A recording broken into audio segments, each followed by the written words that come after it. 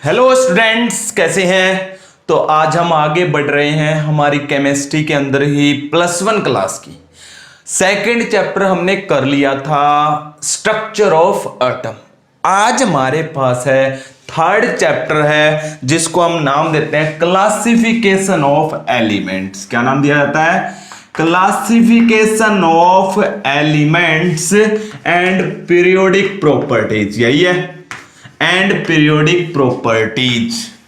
जो पीरियोडिक यानी कि आपकी क्लासिफिकेशन की जब हमने एलिमेंट्स की तो उनको एक टेबल में रखा गया तो हमारे पास एक टेबल बनी थी जिसको हमने नाम दिया था पीरियोडिक टेबल। उसके अंदर जो भी प्रॉपर्टीज होंगी उन्हें हम बोलते हैं पीरियोडिक प्रॉपर्टीज। तो हम यहां पे डिस्कस करेंगे classification of elements and periodic properties. तो देखिएगा, सबसे पहले क्या कह रहा है, क्लासिफिकेशन ऑफ एलिमेंट्स के बारे में हम डिस्कस करेंगे।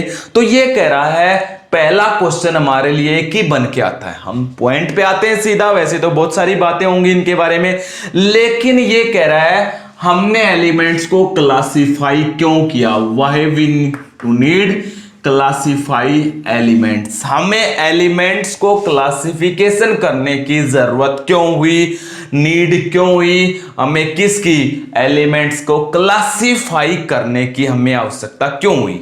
सबसे पहला क्वेश्चन यही बनता हमारे पास। तो हमें इसकी जरूरत क्यों हुई, सुनिएगा। सबसे पहले क्या था, जब 1800 था यानी कि 1800 के अंदर क्या हुआ, उस टाइम पे ओनली 30 एलिमेंट्स नोन थे जो डिस्कवर हुए थे। 30 एलिमेंट डिस्कवर हो चुके थे। कब? इन सन 1800। 1800 के अंदर 30 एलिमेंट्स की डिस्कवरी हो चुकी थी और उन 30 एलिमेंट्स को यानी कि संख्या कम थी तो 30 एलिमेंट्स की केमिस्ट्री याद रखना थोड़ा सा इजी था। केमिस्ट्री का मतलब होता है उनकी प्रॉपर्टीज, कैसा मेल्टिंग पॉइंट है, कैसा बॉइलिंग पॉइंट है, क्या क्या प्रॉपर्टीज शो करते हैं, इस टाइप की सारी बातें जानना, ये होता है केमिस्ट्री ऑफ दीज एलिमेंट्स। इनकी केमिस्ट्री को याद रखना, रिमेंबर करना इजी था। लेकिन क्या हुआ, 1865 तक पहुंचे तो एलिमेंट की डिस्कवरी हो चुकी थी 63 की। कितने एलिमेंट डिस्कवर हो चुके थे? Near about 63। यहां पे 30 नहीं 31 थे। वैसे वो आपकी इच्छा, वो आप मान लेना, कोई दिक्कत नहीं है। तो जब 1865 में पहुंचे तो 63 एलिमेंट्स डिस्कवर हो चुके थे। अब धीरे धीरे एलिमेंट्स की संख्या बढ़ती जा रही थी। तो क्या हुआ, संख्या बढ़ रही है तो इतने सभी एलिमेंट का यानी कि एलिमेंट्स की संख्या ज्यादा हो गई तो इतने एलिमेंट्स की केमिस्ट्री को रिमेंबर करना, याद रखना, ये क्या था, it was difficult to remember the chemistry of so much large elements. इतने एलिमेंट्स की केमिस्ट्री को याद करना डिफिकल्ट था। So to solve this problem we have to need classification of elements. हमें किसकी जरूरत हुई, इस प्रॉब्लम को सोल्व करने के लिए हमें एलिमेंट्स की क्लासिफिकेशन करनी पड़ी। क्लासिफिकेशन से क्या फायदा होगा, क्लासिफिकेशन से जो इनकी स्टडी है, इनकी जो केमिस्ट्री है वो इजी एंड सिस्टेमेटिक बन जाती है। Easy and systematic, by the classification systematic बन जाती है। बाय द क्या लिखोगे, by the classification of elements, study of these elements become easy and systematic, which is only possible by the classification। और classification से क्या होता है, क्लासिफिकेशन से क्या होता है, similar property elements keep together. जो सेम प्रॉपर्टी के एलिमेंट है उनको हम एक जगह रखेंगे, keep together. And different property element separate. जिनकी प्रॉपर्टी अलग है उनको अलग रखेंगे। मान लेते हैं चार एलिमेंट्स हैं ए बी सी और डी, इन चारों की प्रॉपर्टी सेम है तो इन दो चारों को एक जगह रख दिया। अब मुझे किसी एक एलिमेंट की भी प्रॉपर्टी याद है तो मैं इन चारों की प्रॉपर्टी आसानी से बता सकता हूं, नहीं बता सकता हूं। देखो एक एलिमेंट्स के साथ चार की याद होगी, इसलिए ये सिस्टेमेटिक हो गया और इजी हो गया, क्योंकि क्लासिफिकेशन से सिमिलर प्रॉपर्टी एलिमेंट्स को एक साथ रखा जाता है और जिनकी प्रॉपर्टी अलग है उनको सेपरेट रखा जाता है। इसलिए हमें किसकी रिक्वायरमेंट हुई थी? Classification of elements. तो सबसे पहले हमने क्या करना पड़ा था? क्लासिफिकेशन इसलिए करनी पड़ी थी किसकी? एलिमेंट्स की, क्योंकि धीरे धीरे डिस्कवरी बढ़ रही थी। आज अगर हम देखें तो आपके जो एनसीईआरटी तो कहते हैं 114 एलिमेंट डिस्कवर हुए, लेकिन रियल में देखा जाए तो 118 एलिमेंट डिस्कवर हो चुके हैं। और जो अब नए एलिमेंट डिस्कवर हो रहे हैं वो मैन मेड है, सिंथेटिक है, मतलब आदमी उनको तैयार कर रहा है। तो न्यू एलिमेंट्स की डिस्कवरी जो हो रही है that are the man made. Starting में जो एलिमेंट थे वो नेचुरल थे, नेचर में प्रेजेंट थे, और अब जो न्यू एलिमेंट डिस्कवर हो रहे हैं वो मैन मेड है। Now the new element discovered are man made. क्या मतलब होता है मैन मेड का? मैन मेड का मतलब होता है जो आदमी के द्वारा तैयार किए जा रहे हैं। इसलिए हमें क्लासिफिकेशन की रिक्वायरमेंट हुई। तो ये दो चार बातें आपको लिखनी है और कुछ भी नहीं करनी है। तो लिखोगे इन 1800 only 31 elements was discovered, so their properties remembering is easy, but as the time passing number of elements discovered increases, so it was difficult to study the chemistry of all these elements. To solve this problem or to make study easy and systematic, elements was classified. Classification means similar property elements kept together and dissimilar property are separate. From this we can easily remember the chemistry of all the element. इससे हमें क्या हो जाएगा? आसानी से सभी की properties को हम क्या कर सकते हैं? याद रख सकते हैं। दो चार पॉइंट्स उठा के रख दो। अब आ जाइएगा क्लासिफिकेशन, सबसे इंपॉर्टेंट पार्ट जो स्टार्ट होने जा रहा है आपका, उस पे आ जाइएगा। अब अगर हम इंपॉर्टेंट पार्ट को स्टार्ट करेंगे तो जो सबसे पहली क्लासिफिकेशन है वो किसने दी थी, उसकी सुनिएगा। सबसे पहली क्लासिफिकेशन किसने दी थी? जो सबसे पहली क्लासिफिकेशन है वो दी थी डोबेराइनर ने। क्या नाम था भाई उसका? डोबेराइनर उसका नाम था, NER। ठीक है, ये डोबेराइनर ने सबसे पहली क्लासिफिकेशन दी थी इसकी। तो ये क्या कर रहा है? इसने जो क्लासिफिकेशन, तो सबसे पहली क्लासिफिकेशन है डोबेराइनर क्लासिफिकेशन। इसने क्या किया?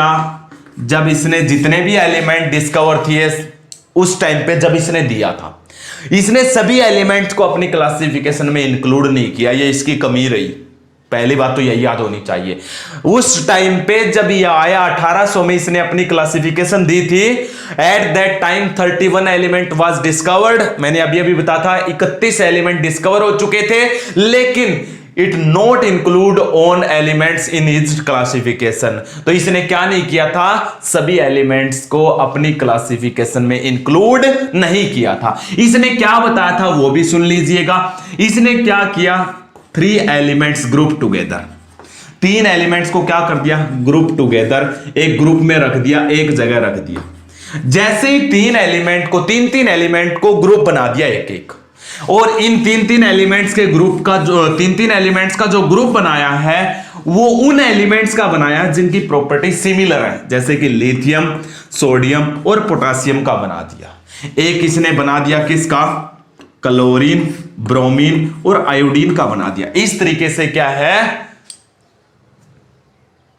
He classified the elements in the 3 elements group together. The element which are present in this group have similar property. इस ग्रुप में जो 3 एलिमेंट प्रेजेंट है इनकी प्रॉपर्टीज कैसी होती हैं? सिमिलर होती हैं। इसी तरीके से इसने एक और बनाया, कैल्शियम, स्ट्रोंशियम, बेरियम, इसका भी एक ग्रुप बनाया। इस तरीके से इसने ये 3 एलिमेंट्स के ग्रुप, तो 3 elements group were created by the Dobereiner. The elements which are present in this group have similar properties. इसमें जो 3 एलिमेंट है इनकी प्रॉपर्टी एक जैसी है, इसमें जो 3 एलिमेंट है उनकी प्रॉपर्टी एक जैसी है, और इनमें जो 3 एलिमेंट है that are the equal, similar property. लेकिन इसने क्या कहा? These 3 elements group are known as triad. तो व्हाट आर द ट्रायड्स आपसे पूछा जा सकता है। The three elements of similar property are grouped together by the Dobereiner that are known as triad. उन्हें हम क्या नाम देते हैं, तीन तीन एलिमेंट को इकट्ठा किया गया, ग्रुप बना दिया गया, जिनकी प्रॉपर्टी सिमिलर होती है, उसको डोबेराइनर ने नाम दिया था ट्रायड। लेकिन एक बात फिर से बता देता हूं, उस टाइम पे जितने भी एलिमेंट डिस्कवर थे, इसने सभी को अपनी क्लासिफिकेशन में इंक्लूड नहीं किया था। इसने ये तीन चार ही दिए थे बस, ये तीन तीन एलिमेंट्स को ग्रुप इकट्ठा किया और इसको इसने क्या नाम दे दिया, ट्रायड नाम दिया। लिख लोगे फिर ये छोटी छोटी बातें आपको लिखनी होती है। तो ट्रायड क्या होता है, ये इंपॉर्टेंट क्वेश्चन है। फिर इसने क्या कहा, इसने कहा जो ये मिडल एलिमेंट होता ना प्रत्येक ग्रुप का जो मिडल एलिमेंट है, अगर इसका एटॉमिक वेट हम कैलकुलेट करना चाहते हैं, if we want to calculate the atomic weight of middle element, it can be calculated by the average of sum of first and third. जो ये फर्स्ट होता है और ये जो थर्ड होता है, इसके दोनों के एटॉमिक वेट का सम करो और उसका एवरेज निकाल दो। एवरेज कैसे निकाला जाता है पता होगा, जैसे कि लिथियम का कितना होता है 7, पोटासियम का कितना होता है 39, इन दोनों को जोड़ो 7 प्लस 39 और इनका एवरेज निकालने के लिए कितने से डिवाइड करें, 2 से। तो क्या बन जाएगा 46 डिवाइडेड बाई 2, कितना हो गया एटॉमिक वेट 23, कितना बन गया अभी 23 बन गया। तो इसका एटॉमिक वेट कितना बन गया 23 मिडल एलिमेंट का। तो इन्होंने कहा क्या मिडल एलिमेंट का एटॉमिक वेट कैसे किसके इक्वल होगा, फर्स्ट और थर्ड का जो सम है उसका average. It is the atomic weight of middle element is the average of sum of atomic weight of first and third element। Triad में जो पहला और तीसरा एलिमेंट है उनका सम करो, सम करने के बाद उसका देखिएगा। ऐसे ही ब्रोमीन का अगर कैलकुलेट करना हो तो कैसे, ब्रोमीन का एटॉमिक वेट अगर आपको कैलकुलेट करना है तो कैसे करोगे। क्लोरीन का एटॉमिक वेट कितना होता है 35.5, याद होगा ये। आयोडीन का कितना होता है, प्लस करो, इसके अंदर आयोडीन का होता है 127 और इसका एवरेज निकाल दो, ये किसका आ जाएगा ब्रोमीन का। इसी तरीके से अगर आपको स्ट्रोंशियम का निकालना है तो निकाल दो।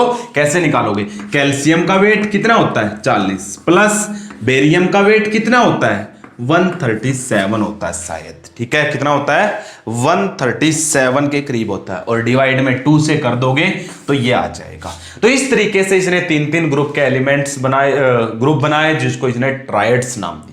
लेकिन क्या इसने सभी एलिमेंट को क्या है अपनी क्लासिफिकेशन में इंक्लूड नहीं किया था, जो कि इसकी सबसे बड़ी कमी थी। तो what are the limitation of Dobereiner classification, आपसे पूछा जाए तो इसकी लिमिटेशन क्या थी, इसकी सबसे बड़ी लिमिटेशन यही थी, all the elements was not included bye the Dobereiner in his classification. इसने सभी एलिमेंट्स को अपनी क्लासिफिकेशन में इंक्लूड नहीं किया था, इसलिए ये क्लासिफिकेशन क्या हो गई, धीरे धीरे फेल भी हो गई और नए एलिमेंट भी डिस्कवर हो गए थे। चलें फिर आगे। जैसे ही ये डोबेराइनर के बाद तो थोड़ी सी जो कामयाब थी वही क्लासिफिकेशन हम थोड़ी बहुत यहां पे डिस्कस कर रहे हैं, जो हमें जरूरी भी है सबसे ज्यादा। तो यहां पे जो नेक्स्ट क्लासिफिकेशन है वो कौन सी थी, नेक्स्ट क्लासिफिकेशन थी न्यूलैंड्स लॉ ऑफ ऑक्टेव्स।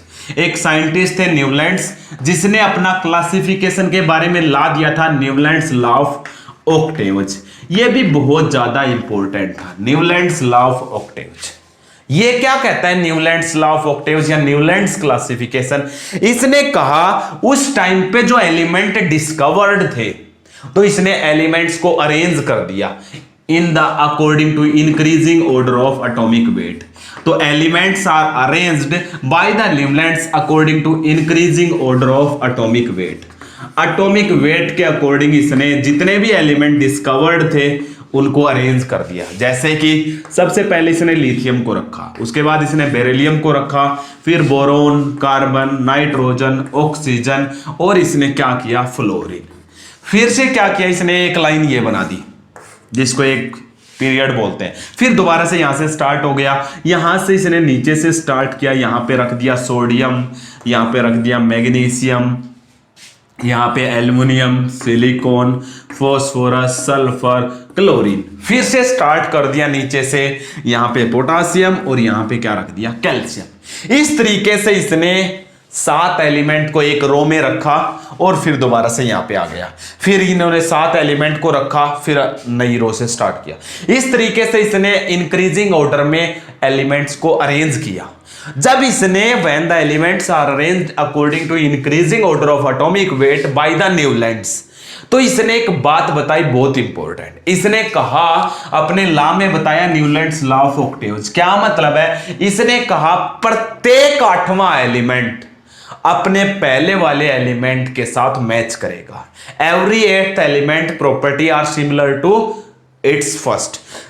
जैसे कि इसके अकॉर्डिंग अगर चले तो 8वां एलिमेंट ये है, इसका मतलब इसकी प्रॉपर्टी किससे मैच होंगी? सोडियम से। फिर सोडियम के अकॉर्डिंग चलेंगे तो 8वां एलिमेंट ये है। देखो इसको फर्स्ट मानो तो 1 2 3 4 5 6 7 और ये देखिए 8। इसके अकॉर्डिंग 8वां एलिमेंट ये है, इसका मतलब इसकी प्रॉपर्टी इससे भी मैच होगी। इस तरीके से लिए अगर इसके अकॉर्डिंग चलूं तो 8वां एलिमेंट काउंट करो, यहां से स्टार्ट करो 1 2 3 4 5 6 7 और 8, ये देखिएगा। तो इस तरीके से प्रत्येक 8वें एलिमेंट की प्रॉपर्टी किसके साथ मैच होगी? फर्स्ट वन के साथ मैच होंगी। ये किसने कहा था? न्यूलैंड्स लॉ ऑफ ऑक्टेव्स ने कहा था। तो according to Newlands law of octaves, when elements are arranged according to their increasing atomic weight, then the properties of every 8th element are similar to first one. इसके अकॉर्डिंग अगर चलूंगा ना तो इसका 8वां एलिमेंट ये आएगा। तो इस नाइट्रोजन की प्रॉपर्टी किसके साथ मैच होंगी? फास्फोरस के साथ। इस तरीके से इसने कुछ एलिमेंट को अरेंज किया जिसमें ये रूल कुछ हद तक सही साबित हुआ, लेकिन धीरे धीरे क्या है, ये रूल भी फेल हो गया। इसकी एक सबसे बड़ी लिमिटेशन तो यही थी, it was only applicable up to calcium. ये केवल और केवल कैल्शियम तक वैलिड था ये रूल, उसके बाद ये रूल वैलिड ही नहीं हो रहा था। तो it was only applicable up to calcium. This is the most probable limitation of Newlands law of octaves. इसी कारण से नई क्लासिफिकेशन आई थी। तो न्यूलैंड्स लॉ ऑफ ऑक्टेव्स की क्या कमियां थी अगर आपसे पूछा जाए तो एक कमी तो यही थी, it was applicable up to calcium. चलो आगे देखते। तो आगे देखिएगा limitation of Newlands law of octaves. एक तो हमने पता कर लिया कैल्शियम तक वैलिड था। दूसरी लिमिटेशन इसकी ये थी, उस टाइम पे 56 एलिमेंट डिस्कवर हो चुके थे, लेकिन इसने अपनी टेबल में केवल कैल्शियम तक इंक्लूड किया, बाकी एलिमेंट को इसने अरेंज ही नहीं किया। तो ये भी इसकी सेकंड लिमिटेशन थी। तो at that time 50 elements was discovered but he take only elements up to calcium, लेकिन उसने अपने टेबल में कैल्शियम तक लिया, बाकी एलिमेंट्स को नहीं लिया। लिमिटेशन वही है, अप टू कैल्शियम तक वैलिड है। तो ये थी limitation of Newlands law of octaves. जैसे ही न्यूलैंड्स ने अपनी क्लासिफिकेशन दी, ये भी अच्छा टेंशन नहीं दे पाया क्लासिफिकेशन के बारे में, इसलिए इसकी क्लासिफिकेशन भी पब्लिश नहीं हुई। तो फिर आगे आए दो साइंटिस्ट एक साथ, जिन्होंने एक ही समय पे अपनी अलग अलग क्लासिफिकेशन की। दो साइंटिस्ट कौन आए? 1869 में आए थे, 1869 में। एक आए थे लोथर मेयर, ठीक है, और एक आए थे मेंडलीव्ज। ये दो साइंटिस्ट आए, एक ही टाइम पे आए थे। 1869 में मेंडलीव्ज और एक आए थे लोथर मेयर, साइंटिस्ट थे ये दो। इन्होंने अपनी अपनी क्लासिफिकेशन स्टार्ट की, जिसमें से मेंडलीव्ज की कुछ हद तक सक्सेसफुल हुई, पब्लिश हुई। तो आपसे एक क्वेश्चन तो यही बन गया, सबसे पहली क्लासिफिकेशन किसकी पब्लिश हुई थी? वो मेंडलीव्ज की पब्लिश हुई थी भाई। लोथर मेयर ने भी इसके साथ में दिया था, लेकिन इसकी अरेंजमेंट, इसकी क्लासिफिकेशन का कोई बेस नहीं था, इसलिए ये फेल हो गई थी। लेकिन मेंडलीव्ज की कामयाब हो गई थी। क्या किया था इन दोनों ने? सुनिएगा। इसने एलिमेंट्स को क्लासिफाई करने का जो बेस बनाया था, the base on the basis of which Lothar Meyer classify the elements was physical properties. Elements की इसने फिजिकल प्रॉपर्टीज को यूज किया, जैसे कि एटॉमिक वॉल्यूम को यूज किया। इसी तरीके से इसने एटॉमिक वॉल्यूम का यूज ना करके मेल्टिंग पॉइंट का यूज किया, बॉइलिंग पॉइंट का यूज किया। कहने का मतलब इसने फिजिकल प्रॉपर्टीज का यूज किया और फिजिकल प्रॉपर्टीज के यूज करने से इसने अपनी क्लासिफिकेशन का बेस बना के चला, लेकिन ये कामयाब नहीं हुआ। इसने क्या किया, इसने एलिमेंट्स की क्लासिफिकेशन की on the basis of atomic wait. किसके बेस के ऊपर किया? एटॉमिक वेट के बेस के ऊपर किया। कहने का मतलब इसने भी एलिमेंट्स को अरेंज किया था increasing order of atomic weight, atomic weight के इंक्रीजिंग ऑर्डर में, जैसे न्यूलैंड्स ने किया था। लेकिन इसकी पूरी बात सुनिएगा, इसने कहा था जो एटॉमिक वेट होता है ना एलिमेंट का, उसी के ऊपर, एटॉमिक वेट के ऊपर एलिमेंट्स की फिजिकल प्रॉपर्टी भी डिपेंड होती है और केमिकल प्रॉपर्टीज भी डिपेंडेंट होती है। तो chemical and physical properties of elements are dependent on atomic weight, या फिर ये कह सकते हैं physical and chemical properties are the periodic function of atomic weight. Physical and chemical properties of elements are periodic function of, क्या मतलब है बताऊंगा इसका भी, are periodic function of atomic weight. Atomic weight का वो पेरियोडिक फंक्शन होते हैं। देखिएगा क्या मतलब है इसका, देखिएगा अब इसका क्या मतलब है। मैंने क्या लिखा है, chemical and physical properties of elements are periodic function of their atomic weight, यानी कि जो एलिमेंट्स की फिजिकल प्रॉपर्टी और जो ये केमिकल प्रॉपर्टीज है ये किसके ऊपर डिपेंडेंट है? These are dependent on atomic weight. यानी कि जब भी आप कोई भी दो एलिमेंट को कंपेयर करोगे, उनकी फिजिकल और केमिकल प्रॉपर्टीज को कंपेयर करना चाहते हो, तो पहले आपको उनके एटॉमिक वेट को देखना पड़ेगा। एटॉमिक वेट के ऊपर उनकी फिजिकल और केमिकल प्रॉपर्टीज डिपेंडेंट होती हैं। इसलिए मेंडलीव ने क्या किया था, एलिमेंट्स को अरेंज किया था increasing order of atomic weight के अकॉर्डिंग। लोथर मेयर ने क्या किया था, लोथर मेयर ने किया था इसने भी arrangement according to atomic weight, लेकिन इसने जो बेस बनाया था, इसने क्या बनाया था, फिजिकल प्रॉपर्टीज को बेस बनाया था। और फिजिकल प्रॉपर्टीज को बेस बना के इसने एलिमेंट्स को क्लासिफाई किया था, इसलिए ये फेल हो गया था। लेकिन इसने क्या बताया, पहले मैं इसकी बताता हूं, फिर हम इसकी पूरी कहानी सुनेंगे। तो लोथर मेयर की सुनिएगा, इसने क्या कहा था, इसने फिजिकल प्रॉपर्टीज को लिया और क्या किया, इसने ग्राफ प्लॉट किया। किसके अंदर? एक ग्राफ प्लॉट किया, एटॉमिक वॉल्यूम ले लिया इसने, और दूसरा क्या लिया, एटॉमिक वेट। एटॉमिक वेट के और between the graph plot between atomic weight and atomic volume. ये देखिएगा, एटॉमिक वेट तो इसलिए क्योंकि इसने भी एलिमेंट्स को अरेंज किया था एटॉमिक वेट के अकॉर्डिंग, और एटॉमिक वॉल्यूम इसलिए अभी अभी तो बताया था, इसने क्या कहा था, जो प्रॉपर्टीज है एलिमेंट्स की वो फिजिकल प्रॉपर्टीज पे डिपेंड करती हैं। और फिजिकल प्रॉपर्टी कौन सी है, एटॉमिक वॉल्यूम में क्या फिजिकल प्रॉपर्टीज है। तो जब इसने ग्राफ प्लॉट किया तो कुछ इस टाइप का ग्राफ आ रहा था, ये कुछ इस टाइप का ऐसा ग्राफ आ रहा था। और इस ग्राफ में क्या है, जो सेम पोजीशन है वो एलिमेंट लेंगे जिनकी प्रॉपर्टीज सेम है। सेम पोजीशन को कौन से एलिमेंट लेंगे, जिनकी प्रॉपर्टीज सेम है। क्या मतलब है, जैसे यहां पे जो पिक है, इसकी पिक ये है, इसकी पिक ये है, इसकी पिक देखेंगे तो ये है, इसकी पिक देखेंगे तो ये है। इन पिक के ऊपर जो एलिमेंट मिलेंगे उनकी सबकी प्रॉपर्टीज सेम होगी। उन सबकी प्रॉपर्टी क्या होगी, सेम। जैसे कि यहां पे मिलता है लिथियम, यहां पे मिलता है सोडियम, यहां पे मिलता है पोटासियम, यहां पे मिलता है रुबिडियम। तो इनकी जो पिक पे एलिमेंट मिलते हैं, इसका मतलब उनकी प्रॉपर्टीज सेम है। अब पिक से थोड़ा सा नीचे यहां पे देखें, इस पिक से थोड़ा नीचे यहां पे देखें, इस पिक से थोड़ा नीचे यहां पे देखें, और इस पिक से थोड़ा नीचे, ये जो एलिमेंट पिक के राइट हैंड साइड में आएंगे, इनकी प्रॉपर्टीज फिर से सिमिलर होंगी।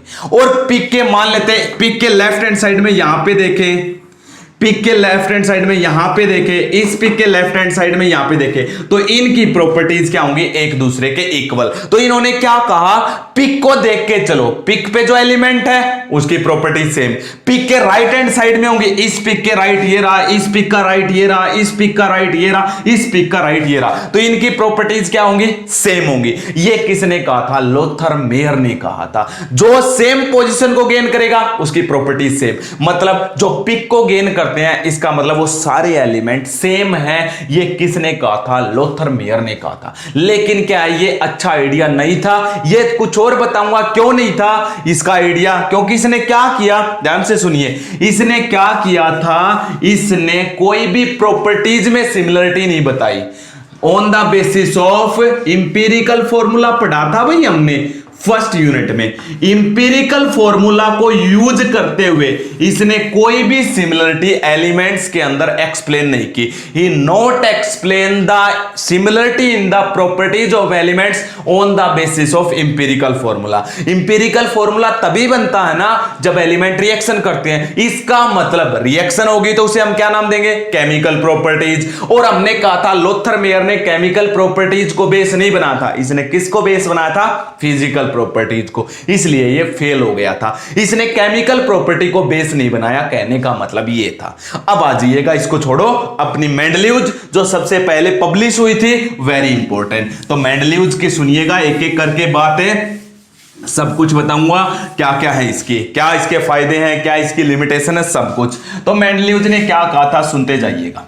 सबसे पहले तो आपको पता चल गया होगा, इसने एलिमेंट्स को क्लासिफाई किया इन द या arrange the element in the increasing order of atomic wait, जिसका मतलब मैं बता चुका हूं, डेफिनेशन भी लिखवा चुका हूं। Physical and chemical properties of elements are the periodic function of their atomic weight, ये लिखवा चुका हूं, बताया था। इसका मतलब क्या है? इसका मतलब ये है फिजिकल प्रॉपर्टी और केमिकल प्रॉपर्टी एलिमेंट्स की किसके ऊपर डिपेंडेंट है? एटॉमिक वेट, बता दिया था ये। फिर क्या किया मेंडलीव ने? मेंडलीव ने अरेंज किया एलिमेंट्स को इन द हॉरिजॉन्टल रोज। किसमें अरेंज किया? हॉरिजॉन्टल रोज में। तो elements was arranged by the Mendeleev in the horizontal row. Horizontal rows में इसने अरेंज किया। फिर इसने क्या किया? और वर्टिकल कॉलम में भी, वर्टिकल मतलब टॉप टू बॉटम, तो इसने इस टाइप की टेबल बनाई अपनी, ये हॉरिजॉन्टल रोज, और इस टाइप से क्या बना दी इसने? वर्टिकल कॉलम बना दिए। ऐसे इसने अरेंज किया एलिमेंट्स को, इन हॉरिजॉन्टल रोज को, और इनको क्या बोलते हैं? वर्टिकल कॉलम बोला जाता है। तो अरेंज किया। फिर इसने क्या कहा? इसने कहा the elements which are present in a vertical column, इस वर्टिकल कॉलम को अगर मैं उठाऊं तो इसमें जितने भी एलिमेंट होंगे उन सब की प्रॉपर्टीज सिमिलर होंगी। कैसी होंगी? प्रॉपर्टीज सिमिलर होंगी। तो इसने क्या कहा? When he arrange the elements in the horizontal and vertical rows, इन्हें बोलते हैं हॉरिजॉन्टल रोज, इन्हें बोलते हैं vertical rows, then he says that, उसने क्या कहा? उसने कहा elements present in a vertical row, एक वर्टिकल रो में जो एलिमेंट है दैट है सिमिलर प्रॉपर्टी, उनकी प्रॉपर्टी कैसी होंगी? सिमिलर। अब इस रो में जितने एलिमेंट होंगे उनकी प्रॉपर्टी सिमिलर होगी, इस रो में जितने एलिमेंट होंगे उनकी प्रॉपर्टी सिमिलर होंगी, इस रो में जितने एलिमेंट होंगे उनकी प्रॉपर्टी क्या होंगी? सेम। तो when he arrange the elements in the horizontal और vertical rows, he says that elements present in a particular row in one horizontal row they have similar property. इस row में element सबकी property same, इस row में element उन सबकी properties क्या होंगी? सेम होंगी। ये किसने कहा था? मेंडलीव ने कहा था। लिख लोगे। इसके बाद इसने क्या कहा? धीरे धीरे इसने थोड़ा सा और बताया। हॉरिजॉन्टल रोज को इसने नाम दिया था, या फिर आगे हम पढ़ेंगे पीरियड्स, हो गया। और वर्टिकल को हम क्या नाम देते हैं? ग्रुप। पता होगा ये तो, इन्हें तो बोलते हैं ग्रुप, और इस तरीके से चलेंगे इन्हें हम क्या बोलते हैं? पीरियड्स या हॉरिजॉन्टल रोज। पता चल गया। फिर इसने क्या किया? इसने देखा कहीं कहीं पे इसने क्या बताया था? एलिमेंट्स को अरेंज किया increasing order of atomic weight. जब इसने increasing order of atomic weight के अकॉर्डिंग अरेंज किया तो क्या है? कुछ प्रॉपर्टीज एलिमेंट्स की मैच नहीं हो रही थी। Some properties of the elements was not matched when he arranged strictly according to increasing atomic weight. जब वो अरेंज कर रहा था भाई, जैसे कि अब सबसे पहले यहां पे वो एलिमेंट आएगा जिसका एटॉमिक वेट सबसे कम है, फिर यहां पे वो आएगा जिसका एटॉमिक वेट उससे थोड़ा सा ज्यादा है। मान लेते मेरे पास ये A B C D E F G H, ये मेरे पास कुछ एलिमेंट है।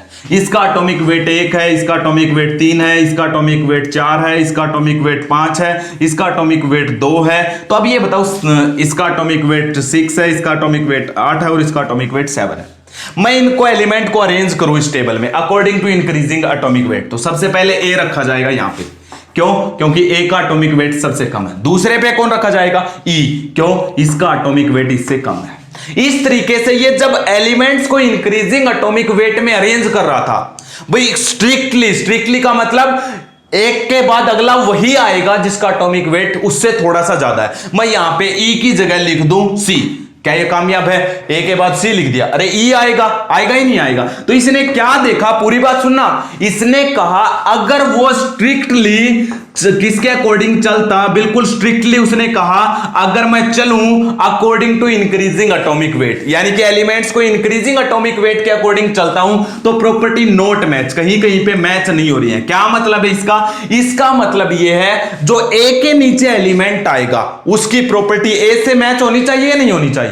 ई के नीचे जो एलिमेंट आएगा उसकी प्रॉपर्टी ई से मैच होनी चाहिए। क्यों बताया है? एक वर्टिकल रो में जितने भी एलिमेंट होंगे उनकी प्रॉपर्टी क्या होनी चाहिए? सेम।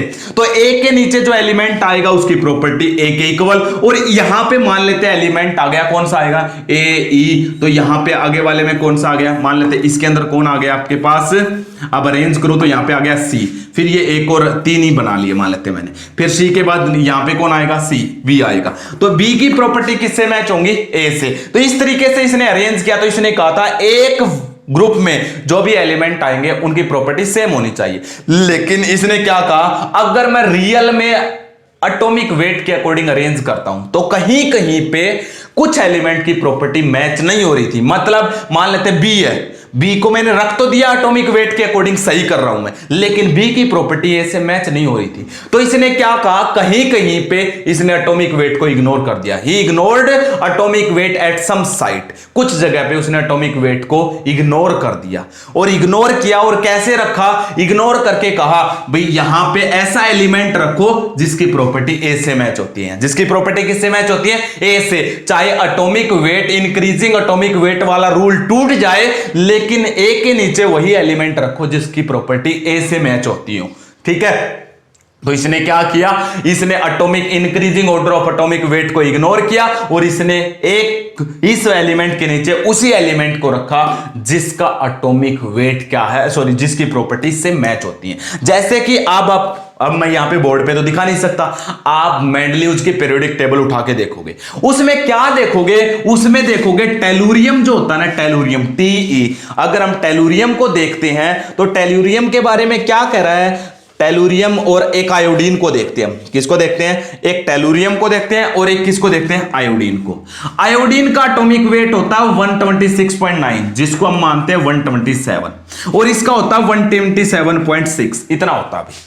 अब ये बताओ, अगर इंक्रीजिंग एटॉमिक वेट के अकॉर्डिंग रखेंगे तो पहले कौन आएगा? आयोडीन पहले रखा जाएगा और टेलुरियम बाद में। क्यों? क्योंकि इसका एटॉमिक वेट कम है, इसका एटॉमिक वेट ज्यादा है। लेकिन इसने अपनी टेबल में क्या कहा? अभी कहा, इसने कहीं कहीं पे increasing order of atomic wait को इग्नोर कर दिया। इसने क्या कहा? इसको इग्नोर करो और उस एलिमेंट को रखो जिसकी प्रॉपर्टी सिमिलर है। इसलिए इसने क्या कहा? इसने टेलुरियम को तो पहले रख दिया और आयोडीन को कैसे रखा? बाद में रख दिया। इसने टेलुरियम को कैसे रखा? पहले रख दिया। और देखो ये टेबल आप खोल के जब देखोगे अपनी बुक को तो क्या मिलेगा आपको? ऐसे मिलेगा भाई, ऑक्सीजन, ऑक्सीजन के नीचे सल्फर, सल्फर के नीचे सेलेनियम, सेलेनियम के नीचे टेलुरियम, ये आपको मिलेगा। जब आप इस तरीके से देखोगे तो सेलेनियम, टेलुरियम, और यहां पे है फ्लोरीन, क्लोरीन, ब्रोमीन और आयोडीन, ये मिलेगा। ठीक है? जब देखोगे तो इसने कहा आयोडीन को मैंने ब्रोमीन के नीचे रखा और टेलुरियम को सेलेनियम के नीचे रखा। क्यों? अगर मैं इंक्रीजिंग एटॉमिक वेट के अकॉर्डिंग चलता तो यहां पे आयोडीन आना चाहिए था, यहां पे क्या आना चाहिए था? टेलुरियम। क्यों? क्योंकि आयोडीन का एटॉमिक वेट कम है, टेलुरियम का ज्यादा है। लेकिन इसने एक्सचेंज कर दिया। इसने क्या कहा? इसने टेलुरियम को यहां पे रख दिया, आयोडीन को यहां पे। क्यों? इसने कहा टेलुरियम की प्रॉपर्टी सेलेनियम से मैच होती है और आयोडीन की प्रॉपर्टी ब्रोमीन से मैच होती है, इसलिए आयोडीन को मैं ब्रोमीन के नीचे रखूंगा और टेलुरियम को सेलेनियम के नीचे। फिर चाहे एटॉमिक वेट वाला रूल फेल हो जाए, यहां पे आके इसका एटॉमिक वेट का रूल फेल हो गया था, लेकिन इसने एटॉमिक वेट को हटा दिया और इसने कहा अगर ऐसा हो रहा है तो हम किसके अकॉर्डिंग चलेंगे? Increasing atomic similar property elements के अकॉर्डिंग। इसलिए टेलुरियम को सेलेनियम के नीचे इसलिए रखा because its property match with the selenium if it have higher mass then the iodine. चाहे इसका मास आयोडीन से ज्यादा ही क्यों ना हो, इसको आयोडीन से पहले रखना पड़े, रख देंगे, लेकिन प्रॉपर्टी इन ऊपर वाले एलिमेंट से मैच होनी चाहिए। तो इसने ये थोड़ा सा एटॉमिक वेट को इग्नोर किया था, पता चल गया। फिर इसने क्या कहा, धीरे धीरे अपनी टेबल में चलता गया, हटा दूं मैं इन सबको, धीरे धीरे अपनी टेबल में चलता गया तो इसने क्या देखा, इसने कहा कुछ एलिमेंट ऐसे थे जो डिस्कवर नहीं हुए थे, कुछ एलिमेंट ऐसे थे जो डिस्कवर नहीं हुए थे। तो इसने क्या देखा, एलिमेंट जब डिस्कवरी नहीं हुए हैं तो इसने अपनी टेबल में एक था एल्यूमिनियम एलिमेंट और एक है सिलिकॉन। टेबल देखना भाई इसकी, मैं यहां पे टेबल नहीं बना सकता, मैं बार बार कह रहा हूं। तो एल्यूमिनियम के जस्ट नीचे देखोगे आपको गैप मिलेगा और सिलिकॉन के जस्ट नीचे देखोगे तो आपको गैप मिलेगा। क्या मिलेगा, सिलिकॉन के नीचे और एल्यूमिनियम के नीचे आपको गैप मिलेगा, वैकेंट स्पेस। क्यों, जब इसने देखा अपनी टेबल में, जब ये एटॉमिक वेट के अकॉर्डिंग अरेंज कर रहा था, साथ साथ प्रॉपर्टीज को भी देख रहा था, जैसे एल्यूमिनियम के नीचे कौन सा एलिमेंट आ रहा है, क्या रियल में एटॉमिक वेट के अकॉर्डिंग तो आ गया, क्या इसकी प्रॉपर्टी एल्यूमिनियम से मैच हो रही है या नहीं हो रही, ये भी चेक कर रहा था ये साथ साथ, क्योंकि एक ग्रुप में जो एलिमेंट आएंगे उनकी प्रॉपर्टीज सेम होंगी। तो इसने क्या देखा, यहां पे कोई भी एलिमेंट फिट नहीं हो रहा था उस टाइम पे। तो इसने क्या कहा कि मैं यहां पे कुछ गैप छोड़ देता हूं, और इसने कहा फ्यूचर में यहां पे कुछ एलिमेंट आएंगे जो अभी डिस्कवर नहीं हुए हैं और वो आगे चलकर डिस्कवर होंगे, और जरूर से भी जरूर डिस्कवर होंगे, और उनकी प्रॉपर्टी जो एल्यूमिनियम के नीचे आएगा उसकी प्रॉपर्टी एल्यूमिनियम से मैच होंगी, सिलिकॉन के जो नीचे आएगा उसकी प्रॉपर्टी किसके साथ मैच होंगी, सिलिकॉन के साथ मैच होंगी। ये किसने कहा था, मेंडलीव्स ने कहा था। कि किसने क्या किया, ही लेफ्ट सम गैप्स, ये कुछ गैप छोड़ दिए in his table. That element, these are that elements which was not discovered in that time. उस समय में वे एलिमेंट डिस्कवर्ड नहीं थे, but properties of these elements match with the elements which are present in the same group. जैसे कि अब ये gap छोड़ा तो इसकी प्रॉपर्टी एल्यूमिनियम से मैच होगी, ये गैप छोड़ा तो इसकी प्रॉपर्टी किसके साथ मैच होगी, सिलिकॉन। और इसने क्या बता दिया, इसने कहा एल्यूमिनियम के नीचे जो गैप आएगा ना, जो एलिमेंट आएगा उसकी प्रॉपर्टीज भी इसने पहले ही बता दी, सिलिकॉन के नीचे जो एलिमेंट आएगा उसकी भी प्रॉपर्टी इसने पहले से ही बता दी। लेकिन इसने नाम दिया, एल्यूमिनियम के नीचे जो आएगा उसको हम नाम देंगे इका एल्यूमिनियम, उसको हम क्या नाम देंगे, इका एल्यूमिनियम नाम देंगे, और सिलिकॉन के नीचे जो आएगा उसको हम क्या नाम देंगे, इका सिलिकॉन नाम देंगे। क्या नाम दिया जाएगा, इका सिलिकॉन। इस तरीके से इसने क्या किया, कुछ ऐसे एलिमेंट, कुछ गैप छोड़ दिए और कहा फ्यूचर में यहां पे कुछ एलिमेंट डिस्कवर होंगे जिनकी प्रॉपर्टी इस तरीके से मैच होंगी। यह था भी मेंडलीव्स की पीरियोडिक टेबल। तो मेंडलीव्स ने क्या क्या किया मैंने बता दिया। उसने सबसे पहले हॉरिजॉन्टल रो बनाई, वर्टिकल कॉलम बनाए। उसने कहा जो वर्टिकल कॉलम है उसके अंदर जो एलिमेंट्स आएंगे उनकी प्रॉपर्टीज कैसी होंगी, सिमिलर होंगी। फिर आगे बढ़ा, उसने कहा हम स्ट्रिक्टली अगर एटॉमिक वेट के अकॉर्डिंग चलेंगे तो हमारे जो सिमिलर प्रॉपर्टी के एलिमेंट है वो अलग अलग हो जाएंगे, लेकिन हमें उनको सेम जगह पे रखना है, फिर चाहे आपका एटॉमिक वेट का रूल फेल हो या होने दो। तो उसने ऐसे इसलिए क्या किया, टेलुरियम को आयोडीन से पहले रख दिया। फिर उसने कहा इस टेबल में कुछ एलिमेंट ऐसे भी हैं जो अभी डिस्कवर नहीं हुए हैं, आगे चलकर डिस्कवर होंगे, इसलिए इसने कुछ गैप छोड़ दिया। उन एलिमेंट्स को इसने नाम दे दिया, जैसे एल्यूमिनियम के नीचे आगे चलकर जो डिस्कवर होगा उसको इका एल्यूमिनियम, सिलिकॉन के नीचे जो डिस्कवर होगा उसको हम क्या नाम देंगे, इका सिलिकॉन। आगे चलकर जो एल्यूमिनियम के नीचे डिस्कवर हुआ था गैलियम नाम था उसका, क्या नाम था, तो इका एल्यूमिनियम का प्रेजेंट में क्या नाम है, गैलियम। सिलिकॉन के जो नीचे डिस्कवर हुआ था वो क्या हुआ था, जर्मेनियम, इसलिए इका सिलिकॉन का नाम क्या है, जर्मेनियम है। इका सिलिकॉन का क्या नाम है, जर्मेनियम। ये आपसे पूछा जा सकता है। ये थी मेंडलीव्स पीरियोडिक टेबल, बहुत इजी। मैंने एक एक बात तुम्हें बताई है, बिल्कुल अलग अलग करके हो जाएगा। आगे हम देखते हैं, ये तो थे इसके फायदे, सब कुछ बता दिए। इसकी लिमिटेशन देखिएगा क्या क्या है। आप एक एक बात को अलग लिख लेना भाई अपनी कॉपी में, वैसे आपने 10th में भी पढ़ा है और यहां पे भी पढ़ रहे हो। इसकी कमियां क्या थी, कमियां सुनिए इसकी लिमिटेशन। इसकी लिमिटेशन क्या थी, ध्यान से सुनो। सबसे पहले पोजीशन ऑफ हाइड्रोजन, इसने हाइड्रोजन की कोई पोजीशन नहीं दी थी अपनी टेबल में, इसने हाइड्रोजन की कोई भी पोजीशन प्रोवाइड नहीं की थी। तो पोजीशन ऑफ हाइड्रोजन अच्छे से एक्सप्लेन नहीं की गई थी, किसके द्वारा, बाय द मेंडलीव्स। ठीक है, मेंडलीव्स ने अच्छे से हाइड्रोजन की पोजीशन को एक्सप्लेन नहीं किया। सेकंड लिमिटेशन क्या थी इसकी, सेकंड लिमिटेशन ये थी आइसोटोप की पोजीशन, पोजीशन ऑफ आइसोटोप। क्या मतलब है भाई, position of isotopes was not decided by the isotopes by the Mendeleev's. Mendeleev's के द्वारा आइसोटोप की पोजीशन नहीं बताई गई। क्या मतलब है, ध्यान से सुनना भाई, आइसोटोप की पोजीशन का। अब एक बात बताओ, आइसोटोप क्या होते हैं? जिनका एटॉमिक मास डिफरेंट हो लेकिन एटॉमिक नंबर सेम, यही होते ना, एटॉमिक नंबर सेम।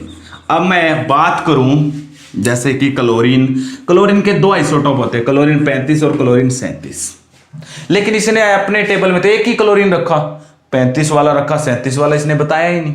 कौन सा रखें? दो, एक का एटॉमिक मास 35 होता है, एक का एटॉमिक मास 37, दोनों रखने चाहिए थे, लेकिन इसने अपने टेबल में नहीं रखा। क्यों? एटॉमिक वेट के अकॉर्डिंग चले तो पहले क्लोरीन 35 आएगा, बाद में कौन रखा जाएगा? क्लोरीन 37। लेकिन इसने कुछ भी नहीं दिया, तो इसने क्या नहीं बताया? Not explain the position of isotopes.